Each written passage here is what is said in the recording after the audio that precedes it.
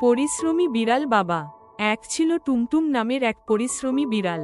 তার একমাত্র ছেলে মিনি খুবই মেধাবী, কিন্তু পড়াশোনার খরচ মেটানো টুমটুমের পক্ষে কঠিন হয়ে উঠেছিল।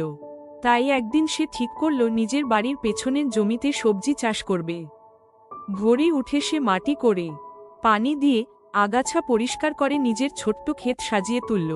কিছুদিনের মধ্যেই ক্ষেতে সবুজের সমারোহ। টমেটো, লাউ, করলা, বেগুন, ঢ্যাঁড়স, শসা, কপি, যেন রঙিন উৎসব। টুমটুম প্রতিদিন যত্ন করে সবজি তুলত, ঝুড়িতে ভরে বাজারে নিয়ে যেত। তার সবজিগুলো ছিল টাটকা আর ঝকঝকে, তাই সবাই দারুণ পছন্দ করত। দিনে দিনে ক্রেতা বাড়ল, আর টুমটুমের আয়ও বেড়ে গেল।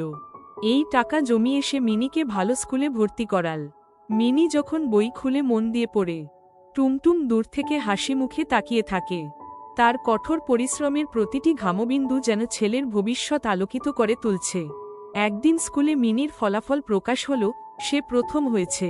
মিনি দৌড়ে এসে বাবাকে জড়িয়ে ধরে বলল, বাবা, তোমার কষ্ট কখনো ভুলব না। টুমটুমের চোখে আনন্দের জল, হৃদয়ে গর্ব।